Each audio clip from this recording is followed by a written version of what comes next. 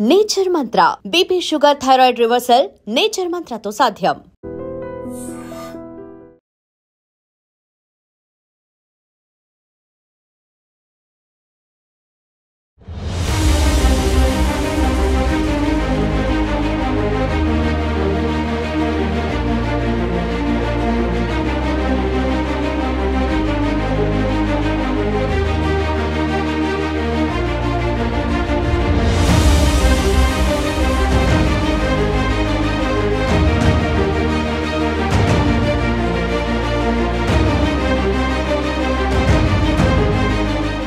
Welcome to iDream. Kurnool bus ఘటనకు కారకులు ఎవరు? టూ వీలర్ మీద వచ్చిన వ్యక్తి బస్సును డాష్ ఇవ్వడం వల్లే ప్రమాదం జరిగిందా, లేదా డాష్ ఇచ్చిన తర్వాత ఆ బస్సు కింద బైక్ ఇరుక్కోవడం వల్ల తర్వాత వచ్చిన పెట్రోల్ ర్యాపిడ్ వల్ల దానివల్ల జరిగిందా? అసలు ప్రమాదానికి డ్రైవర్ నిర్లక్ష్యం ఉందా లేదా అనే విషయం మనతో మాట్లాడడానికి కర్నూలు రేంజ్ డిఐజీ కోయ ప్రవీణ్ గారు ఉన్నారు. ఆయన స్పాట్కి వెంటనే వెళ్ళారు. వెళ్ళిన తర్వాత ముందు రెస్క్యూ ఆపరేషన్ చేసిన తర్వాత ప్రమాదానికి కారణాలపై ఆయన ఇన్వెస్టిగేషన్ చేశారు. ప్రస్తుతం ఏ దశలో ఉంది, ఎవరి మీద కేసు కట్టారు విషయాన్ని సార్ తెలుసుకుని. సార్ నమస్తే అండి. నమస్తే అండి, చెప్పండి మురళి గారు. సార్, నిన్న జరిగిన ఘటన చాలా దురదృష్టం ఘటన. అటువంటి ఘటనలు ఇకపై జరగకుండా మనం అందరూ కోరుకుందాం. కానీ నిన్న మీకు ఎన్ని గంటల కాల్ వచ్చింది? మీరు వెళ్ళేసరికి ఆ సీన్ ఎలా ఉందండి? యాక్సిడెంట్ సుమారు 3 గంటల సమయంలో జరిగింది. సో మాకు 3:20కి మా డిపార్ట్మెంట్కి ఇన్ఫర్మేషన్ వచ్చి సుమారుగా 3:30, 3:40 కల్లా మా యొక్క సిబ్బంది అక్కడ చేరుకోవడం జరిగింది. ఎస్పీ గారు 4 గంటల సమీపంలో అక్కడికి చేరుకున్నారు. సార్, తర్వాత నాకు 5 తర్వాత విషయం వచ్చిన తర్వాత నేను 5:30కి అక్కడ చేరుకోవడం జరిగింది. అక్కడ చేరేటప్పటికి అసలు చాలా భయంకరమైన దృశ్యాలు, లోపల ఖాళీ ముద్ద ఉన్న శవాలు పడి ఉండటము, అసలు ఒక హృదయ విదారకమైన పరిస్థితి ఉండింది. సో ఆ పరిస్థితి నుంచి ఫస్ట్ ఏం చేసినామంటే ఫస్ట్ బస్సుని సేఫ్ గా చేశాను అనమాట. మంటలు ఆర్పటం కాడి నుంచి బస్సులో ఉన్న బస్సు ఇంజిన్ కానీ డీజిల్ కానీ అంతా ఇంటాక్ట్ ఉన్నాయి. సో ఆ డీజిల్ అంతా రిమూవ్ చేసిన తర్వాత మన కంటికి 11 డెడ్ బాడీస్ మన కంటికి అక్కడ కనిపించడం జరిగింది. కానీ ప్యాసింజర్ మేనిఫెస్టో ప్రకారం 40 మంది 39 మంది రిజర్వేషన్ ఉన్న ప్రయాణికులు, వాళ్ళతో 4 పిల్లలు, అంటే 43 మంది ప్లస్ ఒక వ్యక్తి హైదరాబాద్ లో రిజర్వేషన్ లేకుండా ఎక్కిన వారు ఉన్నారు. ఓకే. సో మొత్తం ఈ పరిస్థితి రాకుండా అసలు మనం స్క్రాచ్ నుంచి మొదలు పెట్టాం సార్, సో ఈలోపు ఇదంతా అయిన తర్వాత మొత్తం మనం బాడీస్ అన్ని ఐడెంటిఫై చేసి అక్కడ స్పాట్ ఇంక్వెస్ట్, పోస్ట్ మార్టం చేయమని మా వాళ్ళకి సూచనలు ఇచ్చేటప్పటికి తర్వాత ఈ ఘటన తెలుసుకున్న డీజీపీ గారు వీళ్ళందరూ వీళ్ళందరూ బయలుదేరుతున్నారని తెలిసింది. సో నేను అక్కడ post mortem, spot inquest and post మార్టంకి అక్కడ అంతా ఇన్స్ట్రక్షన్స్ ఇచ్చి, సరే డీజీపీ గారు వచ్చేలోపు ఫర్దర్ దీని మీద విచారిద్దామని చెప్పి రెండో డ్రైవర్ ఎవరైతే నిద్రించి ఉన్నాడో అతను పోలీస్ స్టేషన్ లో మనకు వచ్చి సరెండర్ అయి ఉండడం తెలిసి అతనితో విచారించడానికి వెళ్ళడం జరిగింది. అతను చెప్పిన దాని ప్రకారం అతను బస్సులో వెనకాల బస్సు డ్రైవర్ వెనకాల కరెక్ట్ గా చిన్న సెల్లార్, డిక్కీలోనే చిన్న స్పేస్ ఉంటుంది, బ్యాటరీ టూల్ కిట్ బాక్స్. అక్కడే డ్రైవర్ కి ఒక బెర్త్ లాగా పడుకోవటానికి ఈ మధ్యన ఈ వాల్వో బస్సులు, స్లీపర్ బస్సులు ఏర్పాటు చేయడం జరిగి అక్కడ ఏసీ కనెక్షన్ కూడా ఇస్తారంట. సో అక్కడ ఆయన పడుకుని ఉన్నారు. ఆయన పడుకుని ఉండగా ఏదో బంపర్ కి తగిలినట్టు శబ్దమై ఆయన పడుకున్న పొజిషన్ నుంచి కొద్దిగా కదిలి గుద్దుకోవటం జరిగింది. ఏదో తగిలి ఉంటుందిలే అని అనుకున్నాడు. తర్వాత డ్రైవర్ సడన్ బ్రేక్ వేయటం అతనికి తెలిసిన తర్వాత డ్రైవర్ వచ్చి అతను లేపడం జరిగింది. మామూలుగా వాడు చెప్పిన దాని ప్రకారం అతను ఎడం వైపు నుంచి బస్సు లెఫ్ట్ సైడ్ నుంచి దానిలోకి వెళ్ళి పడుకున్నాయని చెప్పారు. జనరల్ గా రైట్ సైడ్ అదర్ వెహికల్స్ వెళ్తాయి కాబట్టి మేము లెఫ్ట్ సైడ్ ఎక్కువ యూజ్ చేస్తాం డిక్కీలు అని చెప్పారు. కానీ డ్రైవర్ రైట్ సైడ్ నుంచి వచ్చి దిగడమే అతను చాలా పానిక్ గా గుండెలు బాధేసుకుని ఏడ్చేస్తా గాబరా పడిపోతూ బండి వెళ్ళిపోయింది, మంట వచ్చేస్తుంది అన్నాడు. అతను డ్రైవర్ సీట్ దగ్గర డ్రైవర్ పక్కన ఉన్న విండో జరిపి చూస్తే లోపల ఈ మెయిన్ డోర్ దగ్గర విపరీతమైన మంటలు ఉన్నాయి. అతను డ్రైవర్ సీట్ పక్కనున్న గ్లాసెస్ జరిపి లోపలికి చూస్తే అక్కడ కొంతమంది ప్యాసింజర్స్ వచ్చి ఉన్నారు. ఈ మెయిన్ ఎంట్రన్స్ డోర్ ఏదైతే ఉంటుందో అక్కడ విపరీతమైన మంటలు వచ్చి వాళ్ళు డోర్ తీయండి అంటున్నాడు. కానీ ఆ డోర్ తీసే రైట్ సైడ్ డోర్ ఏమో దానికి ఆ బస్ కి పని చేయట్లేదంట సంవత్సరం కాలంగా. లెఫ్ట్ సైడ్ డోర్ వద్ద మంటలు ఉన్నాయని చెప్పి ఇంక వీళ్ళు ఇక్కడ దిగటాకు లేదు, చాలా మంది చనిపోతారనేది ఒక అంచనాకు వచ్చి ఆ రెండో డ్రైవర్ ఎవరైతే ఉన్నారో ఆ డిక్కీలో నుంచి జాకీ రాడ్ తీసి ఫస్ట్ ఎమర్జెన్సీ డోర్ పగలగొట్టి తీయటానికి 4 నిమిషాలు ప్రయత్నించాడు. ఈ ప్రయత్నిస్తున్న సమయంలో ఆ ఎమర్జెన్సీ డోర్ సరిగ్గా రాలేదు, జామ్ అయిపోవటం వల్ల కానీ ఎందువల్ల కానీ రాలేదు. సార్ ఇక్కడ రాలేకపోయి డ్రైవర్ పక్కన డోర్ ఉంటుంది కదండి, ఆ డోర్ కూడా ఆ ఓపెన్ డోర్ అవ్వలేదా? పని చేయట్లేదంట నా బస్కి. అయ్యో. సంవత్సరం కాలంగా పని చేయట్లేదంట. అంటే రెండో డ్రైవర్ సంవత్సరం సంవత్సరం అయింది ఆ బస్. పాసెంజర్కి వెళ్ళే డోర్ అండి? అది పనిచేసింది, దానిలో నుంచే మెయిన్ డ్రైవర్ దిగినాడు. ఓహో. అక్కడ అంటే విపరీతమైన డ్రైవర్ కున్న రైట్ సైడ్ డోర్ పని చేయట్లేదు 1 ఇయర్ ఆ, నుంచి. పని చేయట్లేదు.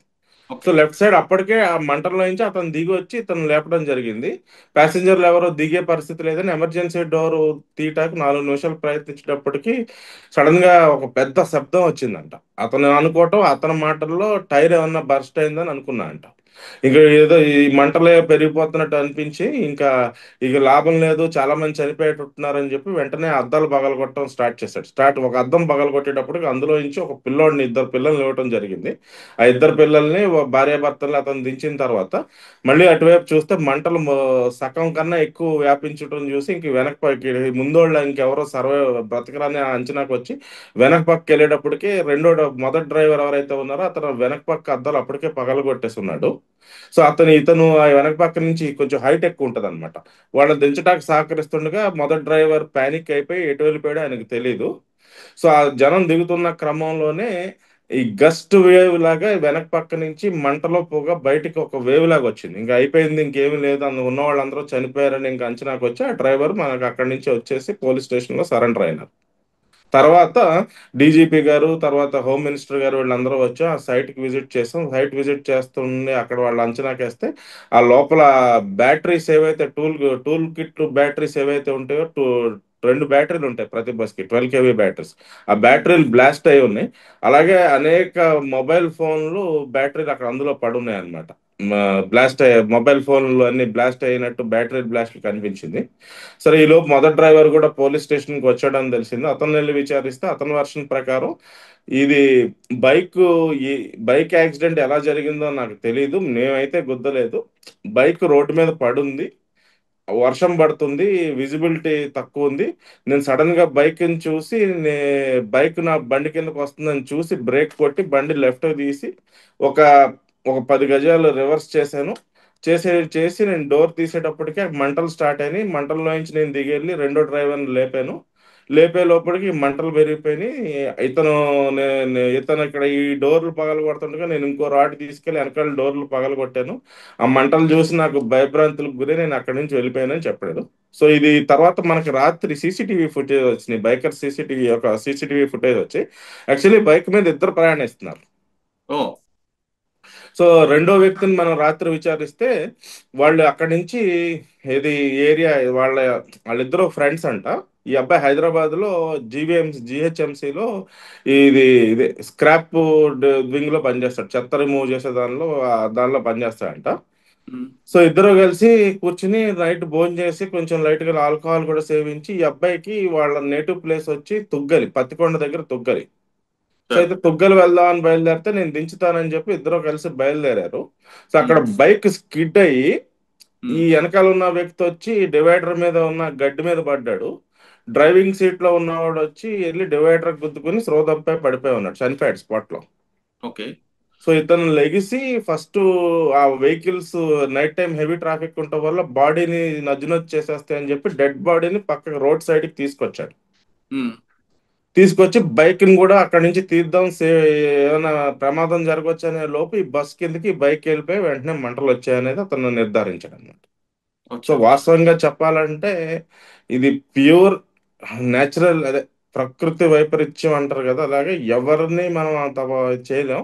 కాకపోతే మనం ఏంటంటే ఇప్పుడు మా యొక్క అంచనా ప్రకారం బస్ లో ఫైర్ సేఫ్టీ మెకానిజమ్స్ అప్రోప్రియేట్ గా లేవు.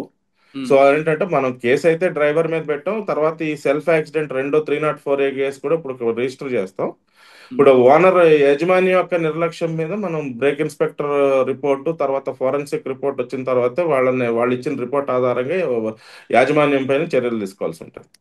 ఓకే సార్, ఇది మీరు చెప్తున్నట్లుగా ప్రకృతి ఇంట్లో వచ్చింది అంటే ఎవరిని బ్లేమ్ చేయలేము, కానీ జరగాల్సిన నష్టం జరిగిపోయింది. ఒక విధంగా ఇకపై చెప్పాలంటే బ్లేమ్ అనేది యాజమాన్యం మీదకి ఎక్కువ వస్తుంది అంటే నా అంచనా ప్రకారం. కానీ అది మనం అది కేసు ఛార్జ్ చేయటానికి అది మాకు పోలీస్ పరిధిలోకి రాదు. Forensic evidence and brake inspector ఇచ్చిన రిపోర్ట్ ఆధారంగా చూస్తే నాకున్న నాలెడ్జ్, నా యొక్క ప్రాథమిక అంచనా ప్రకారం యాజమాన్యము ఫైర్ సేఫ్టీ ప్రికాషన్స్ అయితే సఫిషియెంట్ గా దానిలో తీసుకోలేదు.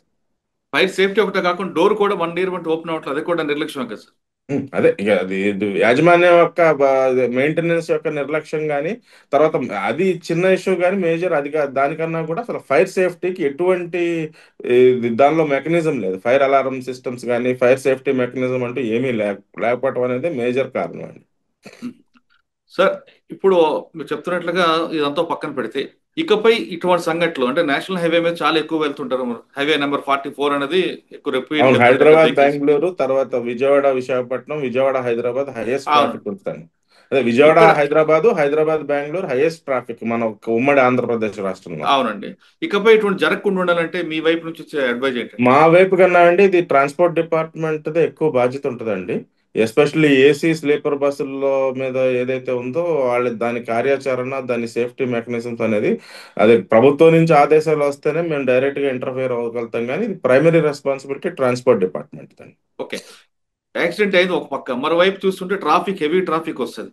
ట్రాఫిక్ జామ్ కాకుండా డైవర్షన్ లా తీసుకొచ్చారండి. అదేనండి, అక్కడ మనకు ఆ అంచనా వచ్చేటప్పటికి ఫైర్ ఇంజిన్ అన్నిటప్పటికి జామ్ అయి ఉంది. ఆ జామ్ ఉమ్. క్లియర్ చేసుకుంటా అక్కడ ఎక్కడైతే డైవర్షన్ పాయింట్ రోడ్ దగ్గర డివైడర్ ఉందో అక్కడి నుంచి మనం ట్రాఫిక్ కొంత దూరం ఒక 5 కిలోమీటర్ల పాటు 7-8 కిలోమీటర్స్ వన్ సైడే రెండు వైపు ట్రాఫిక్ రన్ చేయడం జరిగింది. మొత్తం నిన్న మార్నింగ్ నుంచి నైట్ బస్సు అక్కడి నుంచి తొలగించే వరకు కూడా అలాగే మేము చేసాం. ఓకే సార్, ఫైనల్ గా చెప్పండి, ట్రాన్స్పోర్ట్ డిపార్ట్మెంట్ కాకుండా ప్రైవేట్ యాజమాన్యాలు ఎలాంటి జాగ్రత్త తీసుకోవాలి?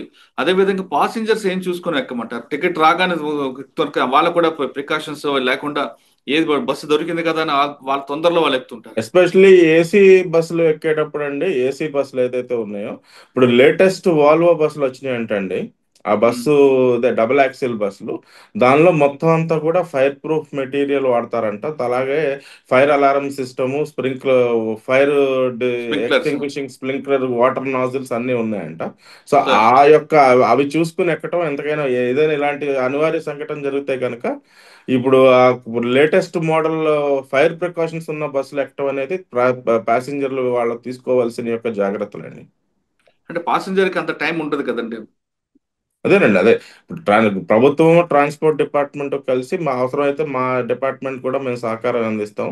దీని మీద ఒక డ్రైవ్ లాగా కండక్ట్ చేయడం అనేది చాలా ఎసెన్షియల్ అండి. అంటే ఫ్యూచర్లో ఇలాంటి రిపీట్ అవ్వకూడదు. అంటే మనకు తెలిసి 2014లో కర్నూలు సమీపంలో మహబూబ్ నగర్ జిల్లాలో జస్ట్ అదే స్టేట్ పాలెం. బైఫర్కేషన్ పాలెం, అక్కడ అవును. 39 ఇలాగే ఫైర్ యాక్సిడెంట్ లో, వాల్వో బస్ ఫైర్ యాక్సిడెంట్ లో చనిపోయారు.